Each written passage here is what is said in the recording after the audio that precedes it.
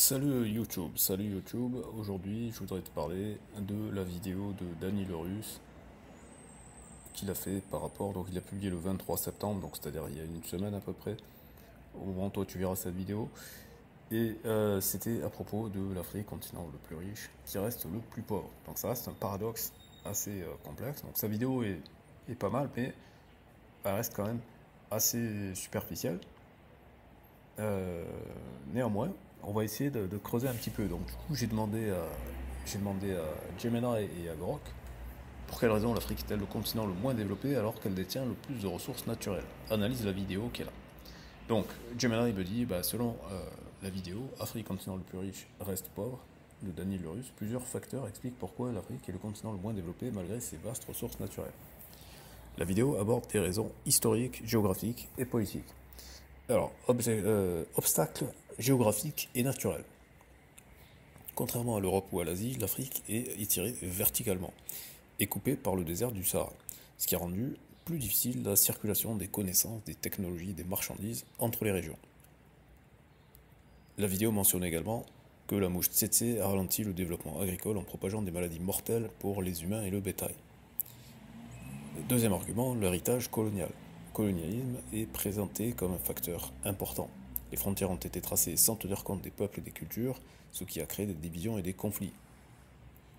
De plus, les infrastructures, comme les chemins de fer, ont été construites uniquement pour exporter des ressources vers les ports, et non pour créer un réseau commercial interne. Argument suivant, mauvaise gouvernance.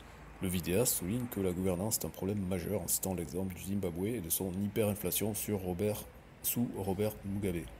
Il insiste sur l'importance de l'État et le fait que les États africains n'ont jamais eu de base solide pour un développement continu. Et enfin, il explique la poursuite de l'exploitation. La vidéo soutient que les anciennes puissances coloniales ne sont jamais vraiment parties et que l'Afrique continue d'être traitée comme un fournisseur de matières premières par de nouvelles puissances, notamment la Chine. Les investissements chinois se concentrent principalement sur les infrastructures de transport et l'extraction des ressources plutôt que sur le développement et la santé ou l'éducation. Et donc après, je lui ai demandé quelles seraient les solutions pour résoudre ce problème. Pour résoudre un problème aussi complexe que le sous-développement en Afrique, les solutions doivent être multiples et s'attaquer aux causes profondes que la vidéo a soulevées. Voici quelques pistes inspirées de l'analyse du vidéaste. Renforcer le gouvernement et les institutions. C'est le point central souligné par la vidéo qui dénonce la faiblesse des États africains. Une solution consisterait à lutter contre la corruption et promouvoir la transparence dans la gestion des ressources naturelles.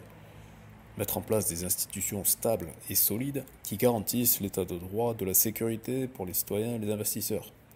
S'assurer que les richesses générées par les ressources profitent réellement aux populations à travers des services publics de qualité, santé, éducation, infrastructure. Deuxième axe, développer l'intégration régionale et les infrastructures internes. La vidéo a montré que les infrastructures existantes ne servent qu'à l'exportation. Il faudrait donc construire des infrastructures, routes, chemins de fer, réseaux électriques, qui connectent les pays africains entre eux, et non seulement les lient à leurs ports. Cela permettrait de dynamiser les échanges et le commerce intra-africain.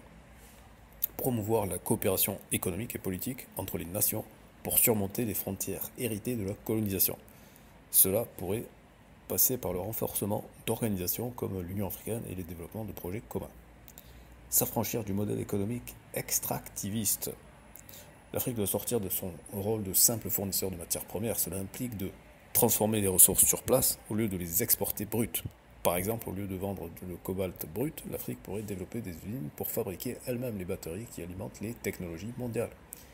Diversifier les économies en investissant dans d'autres secteurs que l'extraction minière, comme l'agriculture, l'industrie, le service ou le tourisme. Et enfin, numéro 3, négocier de nouveaux partenariats internationaux plus équilibrés qui ne se limitent pas à l'exploitation des ressources, mais incluent un transfert de technologie et un investissement dans le développement durable. C'est exactement comme ça que la Chine s'est développée, par le transfert technologique. Alors, maintenant, on va regarder ce que Grok nous dit. Donc j'ai posé les mêmes questions d'abord, pour quelle raison le continent le moins développé alors que c'est celui qui détient le plus de ressources. Donc les raisons du sous-développement de l'Afrique malgré sa richesse en ressources naturelles. L'Afrique est effectivement le continent le plus riche en ressources naturelles. Il détient environ 30% des réserves minérales mondiales, 65% des terres arables non cultivées et une abondance de minerais or, diamants, cobalt, pétrole, de forêts et d'énergie renouvelable. Pourtant, selon l'indice de développement humain des Nations Unies, une grande partie du continent reste en bas de l'échelle, avec des taux de pauvreté élevés, plus de 40% de la population sous le seuil de pauvreté extrême en Afrique subsaharienne. Ce paradoxe, souvent appelé malédiction des ressources, s'explique par un ensemble de facteurs historiques, structurels et actuels. Voici une analyse des principales raisons basée sur des sources variées, académiques, rapports internationaux et analyses économiques, en tenant compte des perspectives multiples pour éviter les biais. Numéro 1. L'héritage du colonialisme et de l'esclavage. Le colonialisme européen, 15e, 20e siècle, a extrait massivement les ressources sans investir dans le développement local. Routes, écoles et industries étaient orientées vers l'exportation brute vers l'Europe. La traite des esclaves a vidé le continent de sa main-d'œuvre productive, privant l'Afrique de millions de personnes actives pendant des siècles. Les frontières artificielles tracées lors de la conférence de Berlin 1884-1885 ont ignoré les ethnies et les géographies, favorisant les conflits ethniques post-indépendance, exemple Rwanda et Soudan. 2. La malédiction des ressources. Resource curse. Les pays riches en ressources exportent principalement des matières premières non transformées, pétrole nigérian, minerais congolais, ce qui expose leurs économies à la volatilité des prix mondiaux et à l'effet néerlandais.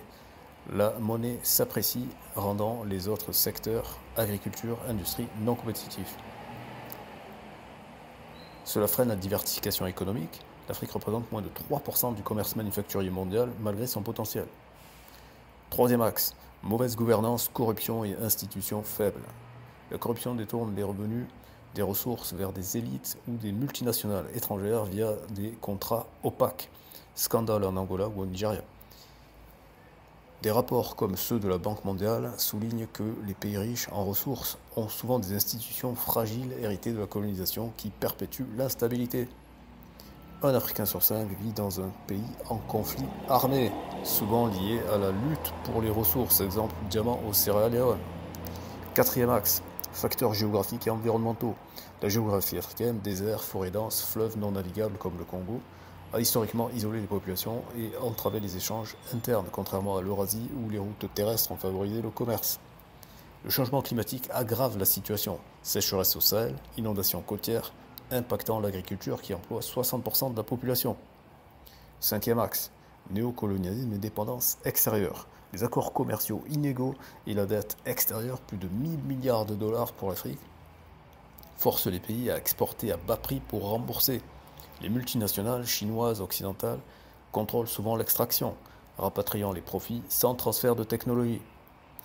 L'aide internationale, bien que importante, 6500 milliards de dollars de ressources potentielles inexploitées, est souvent mal ciblée et crée une dépendance. Perspectives et solutions potentielles. Malgré ces défis, des progrès émergent. Croissance économique moyenne de 4 à 5% par an pré-pandémie. Initiatives comme l'AFCFTA, zone de libre-échange continentale africaine, pour booster le commerce intra-africain, et des pays comme le Botswana qui ont bien géré leurs diamants via une gouvernance transparente. Le Botswana, c'est peut-être le pays le plus sous-coté d'Afrique. Pour inverser la tendance, il faut renforcer les institutions, investir dans l'éducation et l'industrie locale, diversifier les économies et promouvoir une coopération sud-sud. Analyse de la vidéo. Le titre de la vidéo Afrique continent le plus riche reste pauvre suggère qu'elle traite précisément de ce paradoxe, en explorant pourquoi les richesses naturelles n'alimentent pas le développement. Malheureusement, je n'ai pas pu accéder à une transcription complète, blablabla. Voilà. Bon, après, il dit que c'est des termes classiques, etc. Alors, je dis des solutions. Solutions pour résoudre le paradoxe de ces ressources naturelles, souvent qualifiées de malédictions, blablabla. Bon, il redit les mêmes choses en fait, hein, c'est renforcer la gouvernance et lutter contre la corruption, promouvoir la diversification économique, investir dans le capital humain et l'éducation, favoriser l'intégration régionale et le commerce intra-africain, adopter une gestion durable des partenariats. Voilà. Bon, bah écoutez, si vous avez une expérience de l'Afrique, que vous soyez africain, que vous ayez visité l'Afrique, dites-le en commentaire, parce que moi, mon expérience de l'Afrique est très très limitée.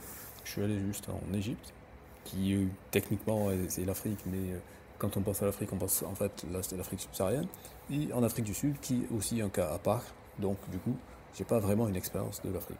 Donc dites-moi si vous en avez, et ce que vous pensez de ce format, et à très bientôt pour une prochaine vidéo.